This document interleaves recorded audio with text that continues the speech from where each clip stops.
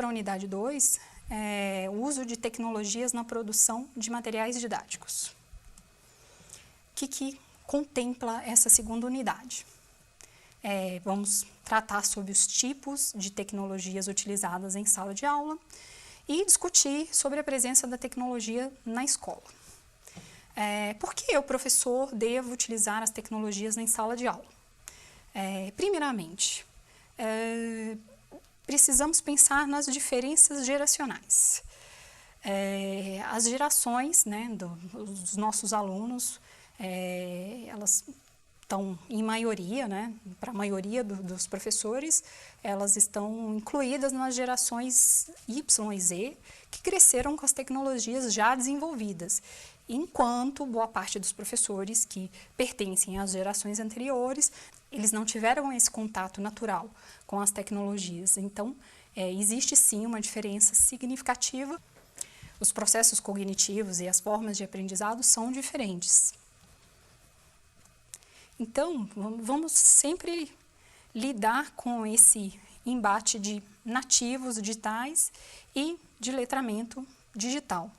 Então, dificilmente um aluno da nova geração, ele vai encontrar um espaço, um ambiente comum e agradável dentro de um contexto de sala de aula, somente com giz e quadro, né? Dificilmente ele vai se sentir tão à vontade, porque esse tipo de ensino está baseado nos modelos antigos e tradicionais de educação. Isso não tem o sentido assim, de descaracterizar, de falar que esse uso é errado, mas o que é necessário enfatizar nessa fala é que são gerações distintas. Então, os nativos digitais, eles têm uma característica de serem multitarefas, então eles necessitam de recorrer ao uso da tecnologia. Então, eles não têm o mesmo entendimento, ou então o mesmo tipo de aprendizagem linear, como nós aprendemos, né, as gerações passadas aprenderam. Então, eles têm essa característica de serem multitarefas. E, entrando justamente nesse aspecto, vamos, né, quais são os principais paradigmas atuais da educação, né, de uso de tecnologia em sala de aula. Então, vamos, pensar, refletir sobre a avaliação, né, do uso de softwares educativos, quanto à capacidade de ensino, coerência com os conteúdos, também das redes online, interconectando professores e alunos com o mundo, isso sem necessidade de deslocamentos, o uso da multimídia educacional para melhorar o processo de ensino-aprendizagem, o direito da criança de ter acesso a essas linguagens modernas, da própria educação à distância e da autoformação, e da construção do conhecimento apoiado por novas tecnologias. Então, agora vamos tratar especificamente da introdução de tecnologias em sala de aula. Então, vamos começar a falar sobre o uso do vídeo e da televisão na educação. A gente ressalta, né, o uso da televisão, principalmente porque ela ocupa um lugar muito importante na nossa cultura, no contexto brasileiro. Há exemplo aí das telenovelas que tem uma marca, né, uma identidade brasileira. O Brasil é muito conhecido pelas telenovelas, por exemplo. E por mais que hoje o uso da internet seja crescente e cada vez mais abrangente, a TV ainda se destaca, né, pensando em meio de comunicação, ela se destaca dos outros pela sua abrangência. Então, a gente tem, pelos dados, que ela ocupa, né, 98% de abrangência em todo o país. Então, pensando na extensão territorial do Brasil, isso é muita coisa, é algo muito significativo, mesmo que o uso da internet e do computador seja um contexto muito presente para algumas regiões, né, já é uma realidade muito presente, mas não é presente em todos os lugares do país. Mas a televisão é muito mais acessível. Então, ela precisa ser considerada assim como uma tecnologia muito importante, e o uso dela, até mesmo pelo uso dela pela sua constituição, né, como meio de comunicação, é muito mais recorrente, né? Então, é muito mais comum a gente encontrar a utilização de televisão e vídeo dentro do contexto escolar. Então, uma característica importante do audiovisual, da televisão, é o audiovisual, que congrega imagem e som. A sua função é explorar os estímulos sensoriais de audição e visão, objetivando a troca comunicacional. Mas a televisão, como diz o professor Moran, ela também é texto, ela não é só audiovisual. Então, os textos são muito recorrentes em citações, em legendas, traduções, e às vezes até entrevistas. Então, e esse texto tem por função fixar mais, né, dar mais sentido, mais significação à narrativa falada. Então, e como, né, como aplicar o audiovisual em sala de aula? Então, devemos pensar, né, como uma ação pedagógica para sensibilizar, exemplificar, ilustrar, ou apresentar, né, uma determinada situação como recurso, ou ser empregada também como recurso de avaliação. Um erro que o professor Moran também ressalta, né, em todos esses aspectos, que é um erro às vezes recorrente da forma como é ministrado ou da forma como é interpretado pelos alunos, que ela não pode ser só um preenchimento de tempo, né, um preenchimento de um espaço, porque é um uso incorreto da tecnologia. Então, o professor precisa fazer um planejamento, ele precisa saber lidar com as reações emocionais, né, as reações que esse vídeo, esse filme, esse programa vai provocar nos alunos. Então, isso é algo a ser considerado, né? Então, esses momentos de euforia que um determinado, né, produto em um contexto educacional vai gerar no público. E também é muito importante para exemplificar um determinado período histórico, um fato, um momento passado, seja, né, ou passado ou da atualidade, com uma projeção para o futuro. Como atribuição da linguagem audiovisual também, ele trabalha muito bem essa relação de espaço, tempo e movimento, né? Movimento pelo próprio recorte, pelo próprio esse movimento pelo próprio recorte, né? Então, pelo ponto de vista do produtor, e a relação de tempo, como eu disse agora há pouco também, sempre vai trabalhar essa relação de passado, futuro e presente. Então, essa é uma característica importante do audiovisual. Mas, falando das tecnologias, vamos entrar nesse duelo de televisão e computador, que também foi um ponto ressaltado agora há pouco, que a televisão é mais abrangente do que o computador. Mas o que será qual meio, né? Qual meio os novos, né? As novas gerações preferem, televisão ou internet? Claro que a gente pensa que eles preferem a internet. Então, a gente entra numa outra questão, que é a questão que na verdade eu quero ressaltar, de quem são os produtores e consumidores.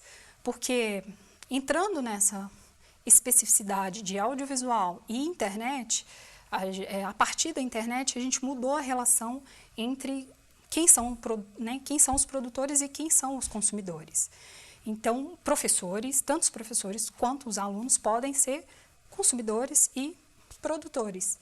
E YouTube, né, que é uma plataforma de compartilhamento de vídeo muito conhecida, é a maior expressão disso.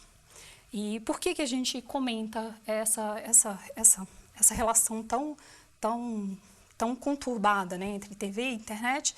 Então, quem são os produtores e consumidores? Tantos professores e alunos, eles estão inseridos, né, dentro desse contexto, e a gente vai ver produções com as duas características. Se a gente buscar, né, se a gente buscar vídeos, né, de conteúdos educacionais, a gente vai encontrar uma série de canais, professores que divulgam as suas aulas em canais específicos, gravam os seus conteúdos para os alunos, e da mesma forma a gente vê produção por parte dos alunos também. Então o YouTube, que é uma importante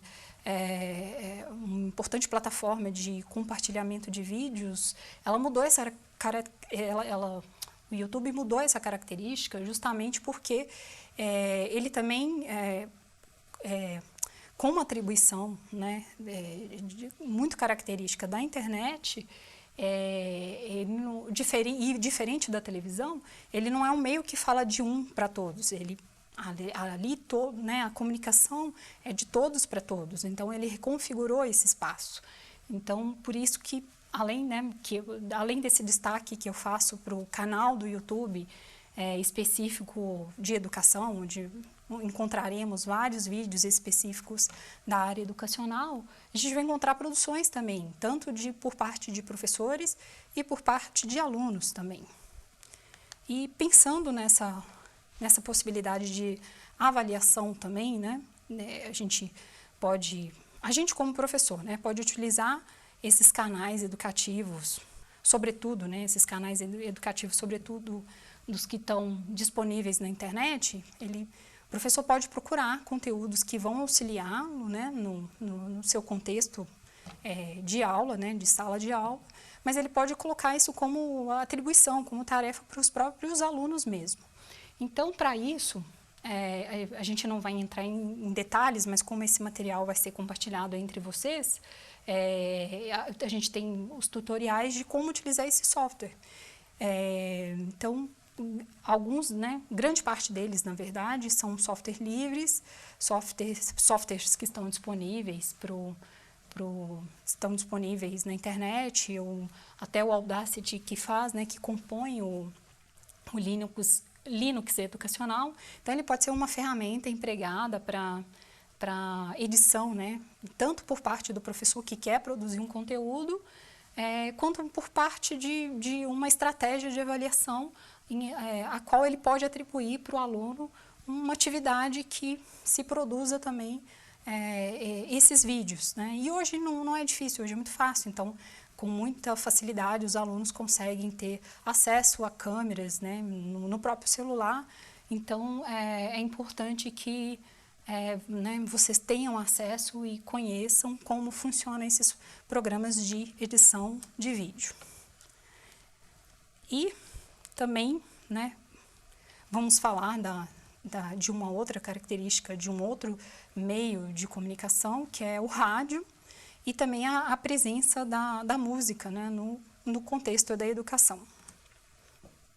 A música sempre foi utilizada como elemento instrucional, ela apresenta muitas potencialidades no auxílio, né, do aprendizado educacional. Ela é capaz de estimular o aluno no entendimento do mundo e da própria experiência individual de conhecer o mundo.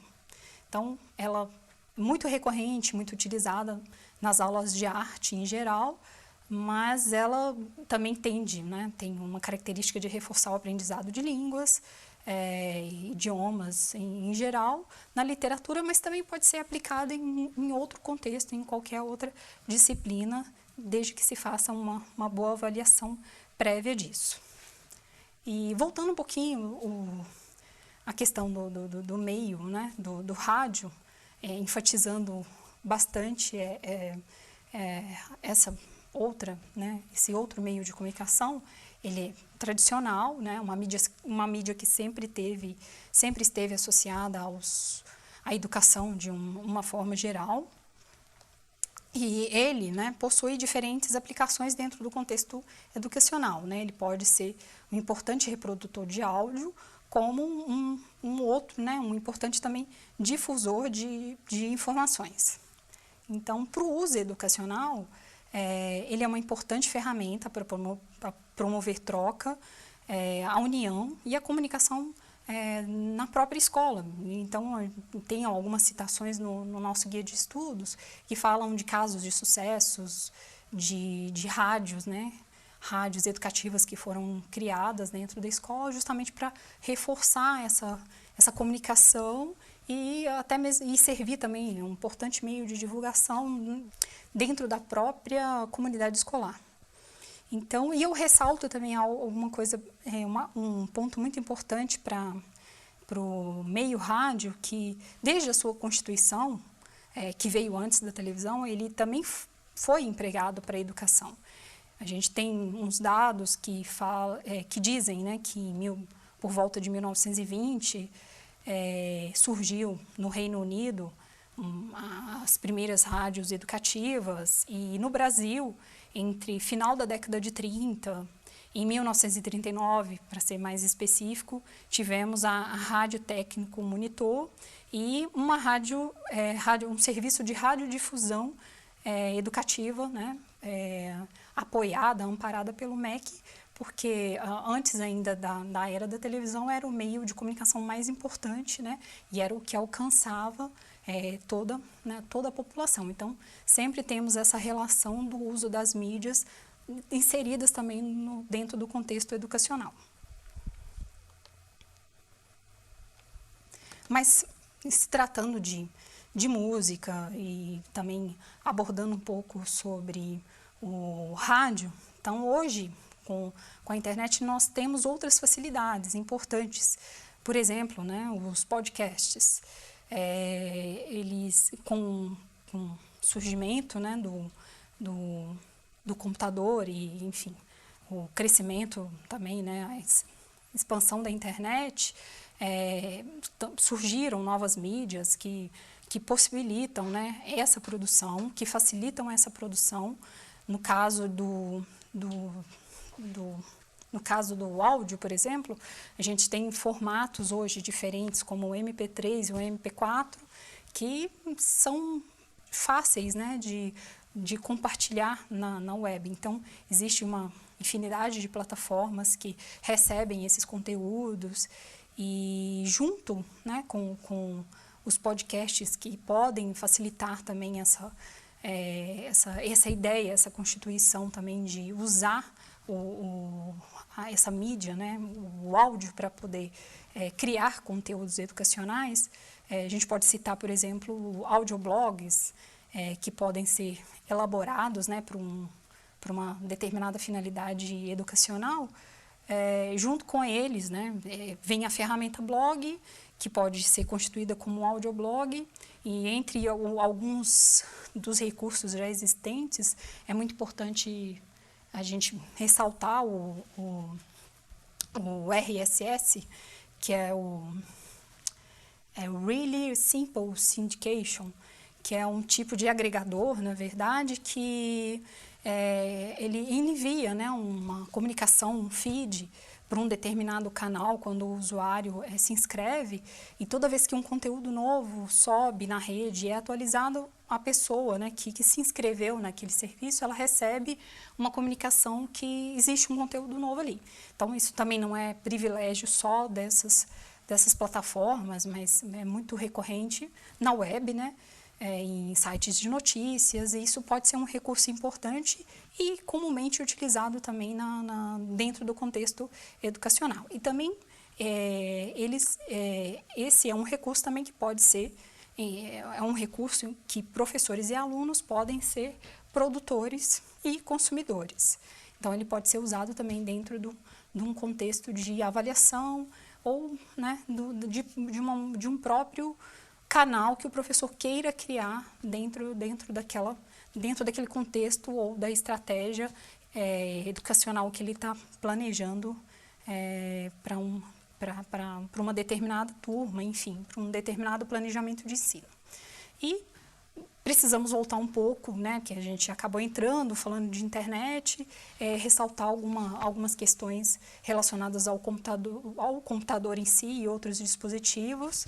Então, temos aí alguns incentivos do governo para a inserção dessas tecnologias em escolas. Sabemos que não é uma realidade em muitas escolas do país, mas temos aí os laboratórios de informática, outros programas que incentivam a chegada de notebooks, tablets e lousas digitais também para que os professores e alunos tenham acesso ao uso da tecnologia dentro do contexto escolar. Então, o computador é um importante recurso de interatividade, ele reforça o processo de ensino-aprendizagem. Essa aprendizagem em rede, ela precisa ter, né, uma importante característica para estimular os diferentes tipos de aprendizagem. Deve-se incentivar, né, os alunos a investigar e explorar a internet. Ela ajuda também no desenvolvimento de competências analíticas e destacando como dispositivos, né, que conseguem ter acesso à rede, os tablets, notebooks e smartphones, que são dispositivos portáteis, né, principalmente os smartphones, né, que têm hoje uma inserção muito grande, né, no contexto escolar, enfim, né, cada vez é um dispositivo que está cada vez mais popular e mais acessível.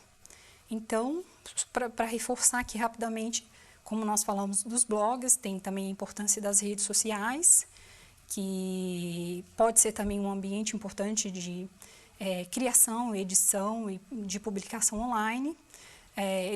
Elas são importantes também essas redes para criar canais de comunicação entre professores e alunos. Hoje é muito comum a gente se deparar com grupos, né, montados principalmente no Facebook. Então, muitas vezes, em vez como esses novos alunos estão totalmente inseridos nessa rede, então de repente é importante pensar de trazê-los, né, para esse contexto, puxando para a realidade, puxando na verdade para o contexto educacional. Então, usar, por exemplo, grupos específicos como esse do Facebook para difusão de divulgação, né? O professor pode disponibilizar conteúdos próprios, ou então criar grupos para tarefas específicas. Então, essa e outras redes também têm todas essas possibilidades que podem ser exploradas do ponto de vista educacional. E as plataformas blogs também, que tem como as principais o WordPress e o Blogger, que vocês encontrarão também, para quem não conhece, para quem nunca utilizou, tem um tutorial importante que pode ajudá-los, auxiliá-los aí na elaboração, né? Quem tiver interesse em saber como fazer. É uma linguagem simples, ela é muito de fácil assimilação, então, basicamente, né, vocês vão encontrar né, um recurso de editor de texto para poder fazer essa atualização. Então, para quem tiver interesse, né, verifica esse tutorial e, né, caso precise aí de um reforço, né, para saber como criar um blog. Por último, vamos falar das tecnologias assistivas. Até mesmo para poder encerrar essa unidade que a gente está falando de inserção das tecnologias em sala de aula. É importante também que o professor considere no seu planejamento que possivelmente ele vai ter um aluno portador de alguma necessidade especial, então ele precisa fazer sempre né, na adoção do seu plano didático, muitas vezes ele vai ter que prever também o uso dessas tecnologias assistivas. Então, o conceito de tecnologias assistivas, ela é uma área do conhecimento de característica interdisciplinar que engloba produtos, recursos, metodologias e práticas que objetivam promover a funcionalidade relacionada à participação de pessoas com deficiências, incapacidades, mobilidades reduzidas, visando a autonomia, independência e qualidade de vida e inclusão social. Essa é uma definição do CAT, do Comitê de Ajudas Técnicas, que, né, tem por premissa oferecer à pessoa com deficiência uma qualidade de vida e inclusão. Então, esses recursos são bem amplos, eles podem ser desde uma bengala, a uma órtese, algum tipo de adaptação que esse aprendiz precisa ter para ter, por exemplo, acesso ao computador dentro de um contexto educacional. Então, a gente trabalha aqui 2 classificações, tem uma mais abrangente, que é de Best, mas a gente vai focar nessas 3 categorias de Filho e Damasceno, que aborda sobre as adaptações físicas ou órteses, as adaptações de hardware e os softwares especiais de acessibilidade. Então, para exemplificar, as adaptações físicas ou órteses, elas são aparelhos, né, ou adaptações no corpo, né, no corpo desse portador, né, que deseja ou precisa ter acesso a um computador, para facilitar justamente a sua interação com outros objetos, né? Com outros objetos, ou no caso o computador, e as órteses são diferentes das próteses, que geralmente tende a substituir uma peça, né? Substituir uma parte do corpo. Então, elas são adaptações como conhecemos, né? A pulseira de peso, o estabilizador de punho para facilitar ali a digitação, é conhecido também como ponteira. Temos também essas hastes, né, fixadas na cabeça, que podem ser um importante apoio aí para esse aluno especial. Vamos ter adaptações de hardware, que são as placas de acrílico com furos, para facilitar também a digitação. As máscaras de teclado, também conhecidas como colmeias, podem ser feitas também de forma artesanal, caso, né, esse aprendiz, né, precise utilizar uma parte específica do teclado. Então, isso vai facilitar a sua interação com o computador. E de uma forma mais ampla, a gente pode entender as adaptações de hardware como qualquer tipo de inclinação, ajuste, fixação, ou qualquer tipo de variação no hardware ou nos periféricos que vai facilitar a interação desse aprendiz com o computador. E por último, os softwares especiais de acessibilidade, que são componentes lógicos de software que possibilitam a interação com o computador.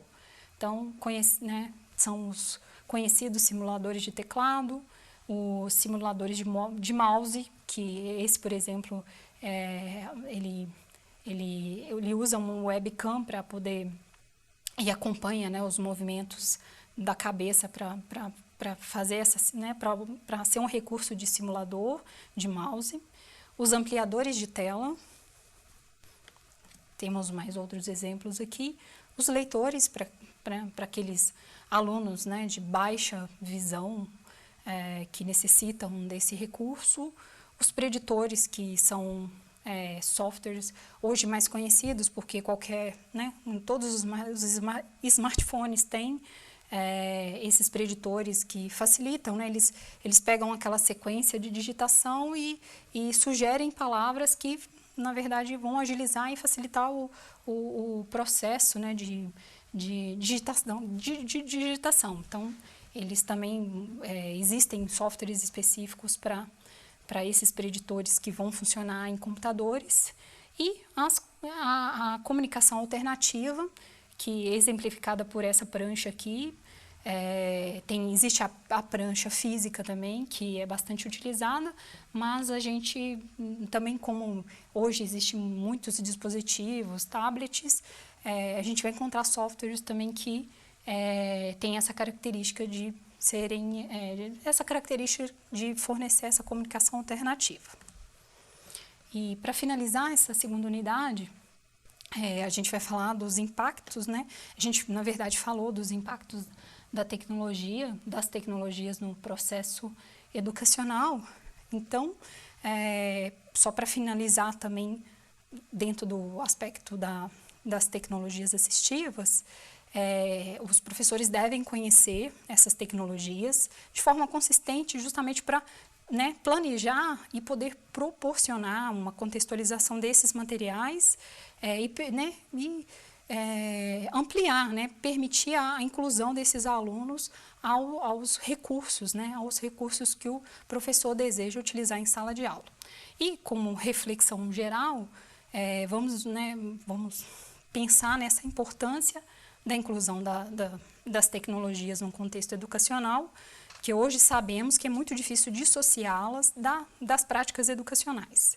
Por mais desafiadora que seja essa prática para o professor, é importante romper as barreiras, incluí-las, né, como ferramentas de apoio e facilitadores no processo de ensino-aprendizagem. Passando agora para a unidade 3, a gente vai falar dos critérios e instrumentos para avaliação de materiais didáticos. Essa unidade ela contempla estabelecer alguns critérios de avaliação, aplicar esses critérios em momentos adequados do processo de ensino-aprendizagem, conhecer e aplicar os instrumentos de avaliação que existem para materiais didáticos. Mas por que avaliar os materiais didáticos? O principal objetivo da avaliação de materiais didáticos impressos ou digitais é determinar se há uma adequação desse material a uma situação específica de ensino-aprendizagem, onde eles, né, por sua vez, serão empregados. Por que eu, professor, devo avaliar esses materiais didáticos? Primeiramente, porque é necessária uma compreensão mais ampla, né, uma compreensão do que esse material representa, quais são os objetivos, as suas características, o que é mais, né, na verdade, essa compreensão ela é mais do que uma simples descrição do material didático.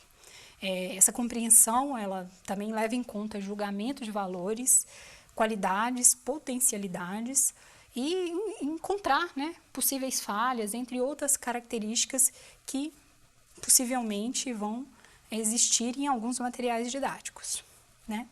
E quando essa análise deve ser feita? Quando? Geralmente ela ocorre em 3 momentos: antes do emprego do material didático, durante a sua utilização, durante, né, toda a sua utilização e aplicabilidade em sala de aula e após a sua utilização, quando é possível verificar o grau de satisfação ou eficácia ou impacto do emprego desse material. O que é muito comum ocorrer é essa avaliação ser realizada somente no primeiro momento, antes. Então, isso resulta, né, num erro, porque às vezes vai ser necessário algum tipo de adequação que pode ser que se perceba durante ou somente ao final, quando consegue fazer a avaliação da aprendizagem dos alunos. E até o próprio Vilaça reforça que devemos evitar essa avaliação impressionista, que ele atribui essa avaliação como a famosa passada de olho, que isso é um erro muito grave que deve ser evitado na avaliação de materiais didáticos. Então, eles podem, esse tipo de avaliação, né, de forma geral, ela pode ser estendida para qualquer material didático, inclusive em formatos digitais. Mas o que implica também fatores, né, que implicam nessa avaliação.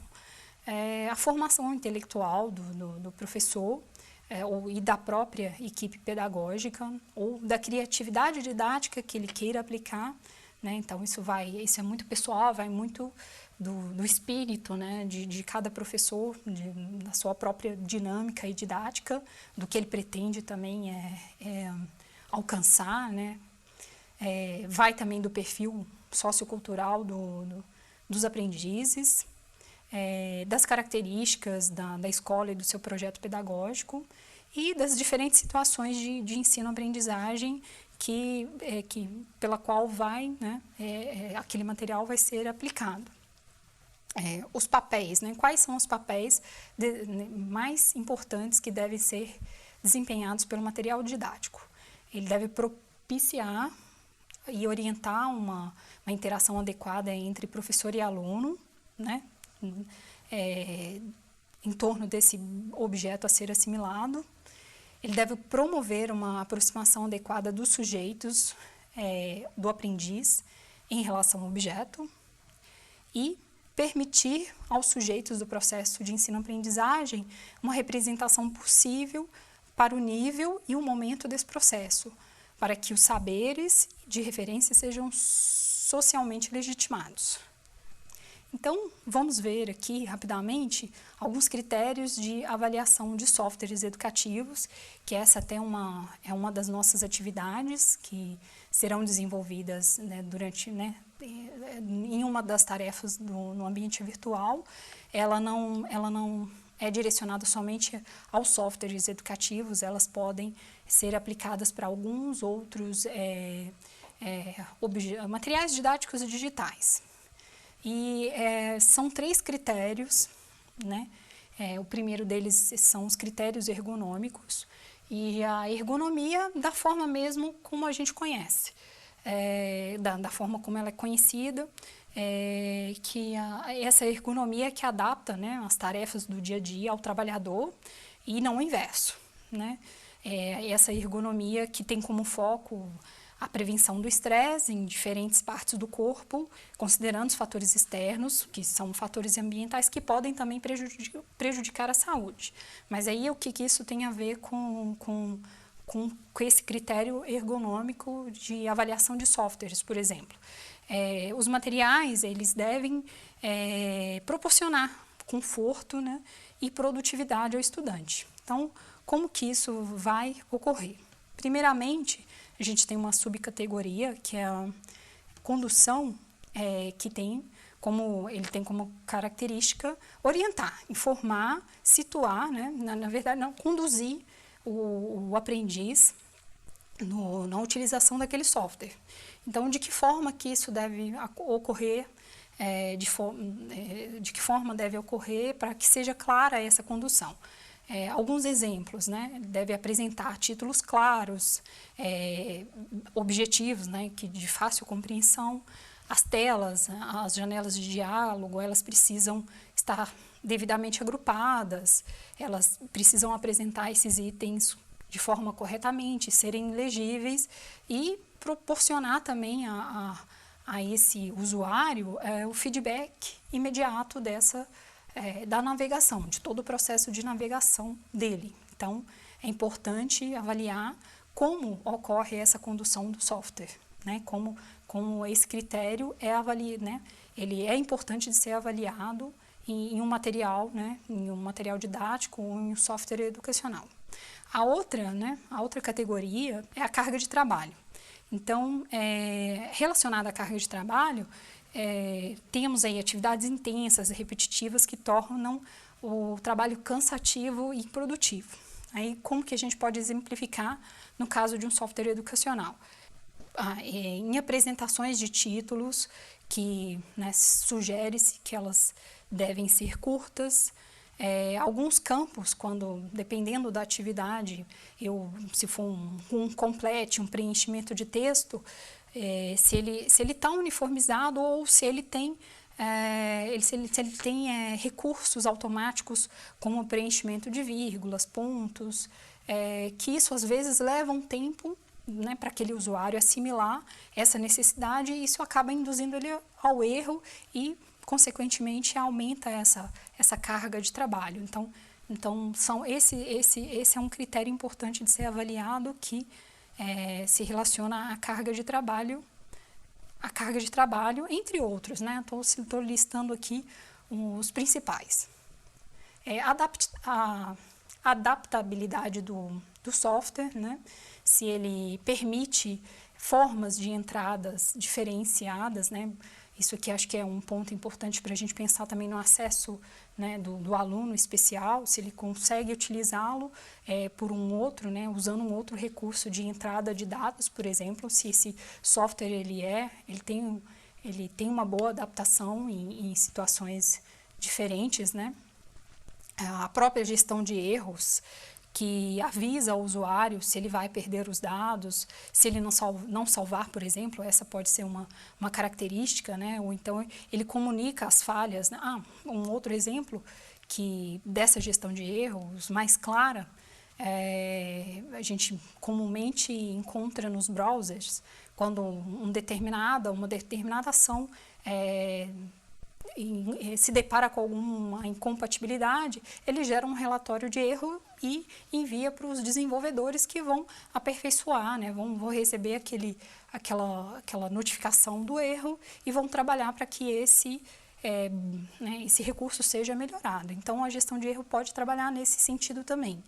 Então, ela deve evitar e reduzir a ocorrência de erros. Basicamente, esse tópico de gestão, ela contempla, então é preciso avaliar um software também para ver se ele tem uma boa gestão de erros. E o controle explícito do usuário. Que isso, né, contempla? Se ao executar uma determinada função, se ele pede confirmação. Então, precisa, né, é necessário que o usuário tenha um controle total na utilização desse software. Então, mas isso pode aumentar a sobrecarga de trabalho. Mas, por outro lado, ele previne também a gestão de erros. Porque, então, se num preenchimento de uma determinada tela, né, que está disponível ali naquela condução, eu vou apertar Enter para confirmar, vou apertar ESC para cancelar. Então, toda ação que gera, né, uma próxima fase, um próximo passo, ele requer essa informação, ele requer o controle explícito do usuário, ele requer uma confirmação de que o próximo passo foi determinado pelo usuário. E outros tópicos seguintes são se esse software tem elementos homogêneos, como, por exemplo, né, se ele mantém o mesmo padrão. Basicamente, se ele mantém o mesmo padrão, seja de cor, seja para identificar uma determinada tela, para manter, né, para saber de uma determinada localização, por exemplo, do menu, se em cada passo da navegação o menu se encontra no mesmo local. Isso é importante, porque isso evita também tempo de procura. Se né, por algum motivo esse menu, outro elemento muda de lugar, então isso vai exigir uma carga de trabalho maior, porque, né, o usuário precisa identificar que aquilo às vezes entender que aquilo está em outro lugar. Então que o software, né, que esses elementos eles precisam ser homogêneos. E uma outra questão é a compatibilidade. A compatibilidade está relacionada mesmo às tarefas, né, que o usuário vai realizar nesse software educativo, então nesse material digital, se aquilo está adequado, né, para as competências dele. Então, para saber se é compatível com aquele nível, com aquela faixa etária. E tem também, por último aqui, um significado de códigos, que são critérios de usabilidade de forma geral. Saber se um produto é prático, se ele é fácil de usar, se as instruções dele são claras ou se é recorrente a indução de erros ou não. Então, passando aqui para o segundo critério, os critérios pedagógicos, que eles asseguram, né, as estratégias didáticas de apresentação das informações e tarefas cognitivas que estejam em conformidade com o objetivo educacional. E esse critério, né, os critérios pedagógicos, eles também têm subcritérios que são, começando pelo próprio critério de ensino-aprendizagem. Esse critério de ensino-aprendizagem, ele se refere à estruturação do conteúdo, né, a definição clara dos objetivos de aprendizagem e a validade desses conteúdos. E os critérios de ensino-aprendizagem, eles também contemplam uma parte emocional e afetiva que está relacionada à motivação e à maturidade que o aprendiz precisa, né? Se os conhecimentos dele anteriores, né, os conhecimentos prévios, são compatíveis com a capacidade do aluno de utilizar aquele novo recurso. E continuando os demais critérios, a gente vai ter dispositivos da formação, que são espaços de práticas profissionais em que ocorre o contato com os recursos tecnológicos, o controle de gestão de processo, que é a manutenção e o controle e o andamento de cada aluno, a gestão mesmo de processo, de como o aluno, né, foi conduzido naquele determinado material, e se ao final você consegue visualizar como foi o progresso, por exemplo. Então, esse também é um critério pedagógico. E, no final, a validade a validade político-pedagógico desse material.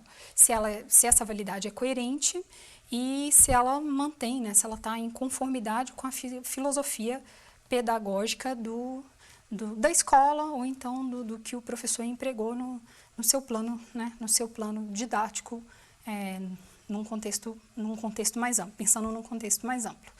E, por último, agora, os critérios comunicacionais, eles têm por função, né, garantir que os dispositivos midiáticos de comunicação sejam eficazes do ponto de vista de interatividade e qualidade da informação.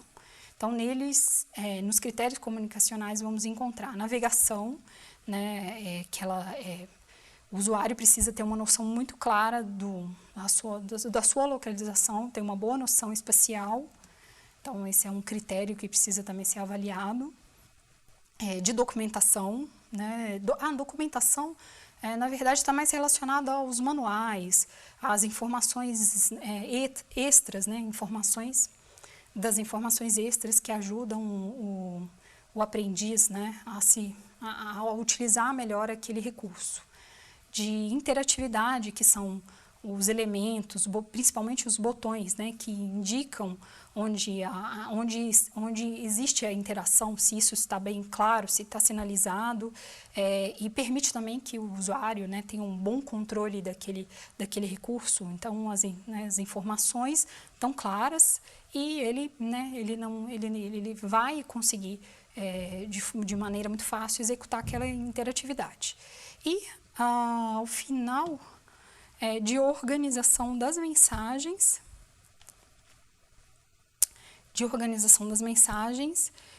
que está relacionada à disposição dos elementos. Então, isso às vezes precisa seguir uma diagramação metódica para saber se ele tem uma uniformidade, se ele, né, se no aspecto visual ele mantém essa organização, né, em todas as suas etapas de navegação. Eu acabei pulando o grafismo, que também é importante, vai estar relacionado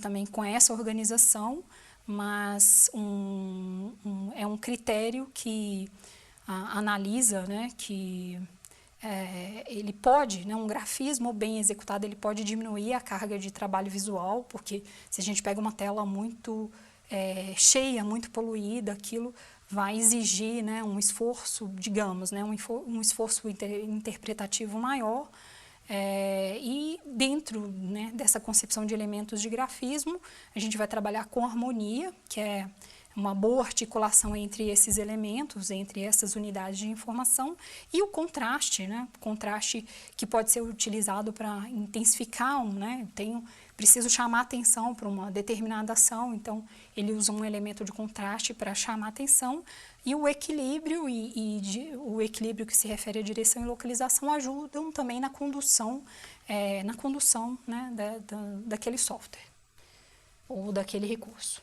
E temos também instrumentos específicos para análises desses materiais, que são as escalas de avaliação, na sua maioria constituída por checklists e diretrizes e formulários. A gente não vai ver, porque são muitas, eu só vou ressaltar esse checklist para avaliação de software educacional, que nós utilizaremos em uma das tarefas. Então, depois vocês acessem esse link, inclusive aproveitem esse momento do encontro presencial, que vocês vão estar contando com o apoio dos tutores para verificar os principais pontos dessa aula e de algumas tarefas que precisam ser elaboradas, ou uma delas que é importante, a gente vai falar no próximo tópico.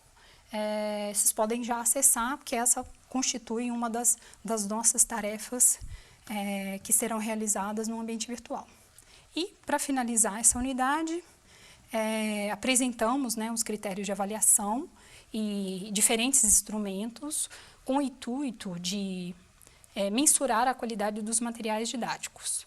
É importante, né, para o professor que ele saiba como e quando utilizá-los, para garantir, né, de uma forma melhor a qualidade daquele material didático que ele está empregando e proporcionar uma escolha mais assertiva na utilização desse material. Teremos também essa atividade, como eu já mencionei, ela vai ocorrer em 2 semanas, a gente tem a fase 1 e 2. Então, passando para a 4ª e última unidade do nosso guia de estudos, vamos falar dos repositórios de materiais educacionais. Os conteúdos, né, abordados nessa unidade, elas tratam dos seguintes aspectos, né? Vamos aprender sobre os REAs, né, que são os recursos educacionais abertos, e as diferentes atribuições de licenças, Creative Commons, conhecer o Banco Internacional de Objetos Educacionais, o Portal do Professor, e outros repositórios educacionais que contêm alguns objetos muito interessantes que vocês eventualmente poderão fazer bastante uso deles. E vale, né, muito a pena conhecê-los. E pesquisar também as sugestões de planos de aula, vídeos, animações e até mesmo jogos que servem de apoio, né, para o ensino, né, que estão, né, presentes em diferentes repositórios educacionais. Mas aí, né, vamos entender primeiro o que são esses repositórios educacionais. Eles surgiram, primeiramente, a partir dos repositórios físicos, principalmente nas bibliotecas. Acho que a principal referência são as bibliotecas, quando dentro de um novo contexto de sociedade do conhecimento, surgiu essa necessidade de armazenar informações. Então, ele tem uma primeira projeção com base, né, nos repositórios físicos, que geralmente eram salas, arquivos e até mesmo galpões, né, que serviam ou ainda servem para armazenar algum tipo de material, algum documento que seja, né, documentos eletrônicos, relatórios, teses, dissertações surgiram também dentro das instituições educacionais. Mas o repositório educacional, ele pode também ser digital. Então, ele contempla, né, na verdade, qualquer material digital que uma instituição deseja preservar, que seja produzido por estudantes, pelo corpo docente. Então, essa é a concepção de repositórios educacionais. Claro que a partir, né, do surgimento da internet, nós temos hoje esses repositórios online. Então, vamos encontrar diferentes, né, inúmeros repositórios, hoje principalmente, que armazenam e disponibilizam esses recursos. Mas as principais características desses repositórios educacionais o armazenamento, a categorização desses objetos que estão ali disponíveis, né, ou então, né, de alguma forma armazenados e categorizados. E também eles têm elementos de indexação, que isso vai facilitar a recuperação da informação e a própria disponibilização daquele recurso, né, ou daquela informação para quem deseja ter acesso. E dentro desse contexto de repositórios educacionais, nós temos hoje os recursos educacionais abertos. O que eles são, né? São materiais de ensino, pesquisa ou mídia que estão sob domínio público ou licenciadas de maneira aberta, ou seja, são obras que permitem a utilização ou adaptação por terceiros. Então, esses materiais podem ser desde cursos completos, módulos, planos de aula, livros, artigos, softwares, ilustrações, qualquer outra ferramenta que esteja ali disponível para fins educacionais. E dentro dessa mesma concepção, a gente vai atribuir, né, a esses recursos a ideia de objetos de aprendizagem, que pode ser qualquer entidade, digital ou não, que possa ser referenciada e reutilizada, né, em atividades de aprendizagem. Quais são os principais atributos desses objetos de aprendizagem? Reusabilidade, que tem essa característica de estar disponível, de ser, né, foi produzido para um determinado fim, mas ele pode ser reutilizado em outra escola por outro professor. Esse armazenamento em repositórios, a identificação, né, dele por descritores, que é o que vai facilitar a busca de informações sobre né, encontrar aquele objeto em algum repositório. Junto com eles vem a indexação, metadados que permitem a busca rápida e o desenvolvimento de diferentes mídias, que podem ser jogos, vídeos, simulações, animações, entre outros. E os recursos educacionais abertos, eles seguem os mesmos princípios do movimento de software livre e código aberto, que ele tem o intuito de promover entre os professores os usos desses conteúdos educacionais em diferentes contextos. Dentro dessa concepção de recursos educacionais abertos, teremos a licença Creative Commons, que ela possibilita, né, aos detentores, né, a quem produziu, o direito autoral e de escolher também que tipo de direito ele deseja abrir mão, né? Então, ele pode permitir os usuários copiarem, adaptarem, traduzirem, compartilharem esses recursos livremente. E junto, né, com essa iniciativa do Creative Commons, a gente também tem, em algumas universidades brasileiras participam, a exemplo da Unicamp, do consórcio Open Courseware, que envolvem, né, diferentes instituições em todo o mundo. É uma iniciativa, né, que foi iniciada pelo MIT para fomentar os recursos educacionais por meio da produção de conteúdos. Porém, o consórcio ele prioriza um pouco mais aulas, né? Aulas e provas e planos didáticos, muito mais do que os objetos educacionais. Então, a gente também tem outras instituições no Brasil que participam, além da Unicamp, como a Universia e a Fundação Getúlio Vargas também. Então, aqui eu vou falar brevemente sobre as licenças. Elas têm diferentes atribuições ela vai na contramão do copyright, né, que são todos os direitos reservados, mas ao produzir um conteúdo educacional para disponibilizá-lo de forma aberta, o autor ele define que tipo de licença que ele quer atribuir para aquele recurso. Então, ele pode pedir a licença BY, que é somente uma atribuição para aquele autor, né, para o autor que deu origem àquele objeto. E como assim deu origem? Porque ao escolher essa atribuição, ele permite, além de cópia, distribuição, adaptação, um remix. Aquilo pode ser adaptado, refeito de uma outra forma, e desde que se dê os créditos também da obra original. Então, essas licenças elas vão conter elementos diferentes, então ela vai da menos restritiva a mais restritiva. Então, a gente vai encontrar também, além da atribuição BY, que é crédito, né, dar o crédito de autoria para aquele determinado recurso, a gente vai encontrar o não uso comercial, que pode ser uma atribuição escolhida pelo autor, ou então até mesmo ao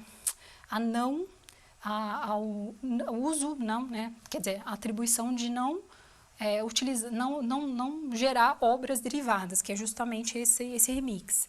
Então, você, professor, ao buscar um desses recursos que estão em diferentes repositórios educacionais, vocês precisam também estar atentos a que tipo de licença que aquele determinado objeto possui. Então, eu, professor, eu quero contribuir, eu quero desenvolver, né? Eu quero aprimorar, na verdade eu tenho um outro ponto de vista, ou então para adequá-lo a uma determinada, né? Necessidade de aprendizagem, eu vou fazer uma adequação. Se eu vou usar aquela obra de origem, eu preciso saber quais são as atribuições dessa licença antes de remixá-la e distribuí-la na rede, né? Porque já temos essa possibilidade, às vezes só de atribuição, que já é um avanço muito grande no sentido de disponibilizar um recurso para diferentes usos e não se preocupar tanto com a questão de eu detenho direitos autorais, eu não posso comercializar, não posso usar. Então, a gente já tem um ganho muito significativo para isso e, às vezes, até com a melhor das intenções de produzir um objeto diferente que pode ser utilizado por outro professor em outro contexto educacional. Então, para quem quiser saber mais, conhecer um pouco mais sobre esse movimento dos recursos educacionais abertos, eu indico aqui duas referências muito importantes. Essa aqui é a mais recente, que foi feita lá pelo CETIC-BR, que é um centro de estudos, né, de tecnologia, que é também amparado pelo Comitê Gestor da Internet no Brasil. E temos, né, vários repositórios educacionais dentro do contexto brasileiro, dentro do cenário brasileiro. O RIVED foi o primeiro, né, foi o pioneiro, o principal, e acredito que conhecido por muitos professores. Hoje nós temos a disponibilização aí do Banco Internacional de Objetos Educacionais, que, né, ele abrange vários níveis de ensino, desde educação infantil até educação técnica, ensino superior. Então, e além disso, além de ter uma diversidade muito grande de materiais, ele possui também um sistema de busca muito avançado que permite que você tenha, né, acesso a inúmeros, né, aos mais diferenciados conteúdos. Então, ele tem uma busca muito específica, bem interessante, né? Se vocês não conhecem, eu sugiro que vocês explorem, né, um pouco melhor esse banco, esse banco de objetos. Também o portal do professor, que acredito que vocês já tenham trabalhado, né, neste curso com o portal do professor. Nele, basicamente, eu só vou ressaltar aqui sobre a necessidade da gente desenvolver, né, para uma das nossas atividades. Vocês vão procurar, possivelmente, para quem já não tiver um plano de aula que queira utilizar, mas buscar um dos planos de aula que estão disponíveis no portal para a gente desenvolver uma atividade com todos esses conceitos que estão sendo trabalhados nessa disciplina. Então, para quem não teve acesso ainda ao portal, esse plano de aula vocês vão buscá-los justamente nesse menu de sugestões de aula. Então, para encerrar essa unidade, teremos, né, duas atividades. Uma delas é né, a gente vai ter um fórum de discussão que apresenta um artigo muito interessante que aborda os recursos educacionais abertos.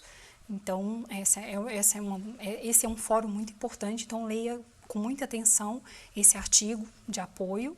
A gente vai discutir também algumas questões no decorrer aí da condução da disciplina dentro do ambiente virtual, e uma atividade final que vai ser a avaliação, né, a avaliação final do plano de aula que vocês desenvolveram desde a primeira semana de atividade, e nessa fase final vocês farão uma avaliação dos planos de aula de outros cursistas, né, porque ele vai estar pronto, né, ele vai estar finalizado na semana anterior, e para a finalização dessa atividade a gente vai trabalhar esse exercício de vocês avaliarem os planos de aula dos outros colegas.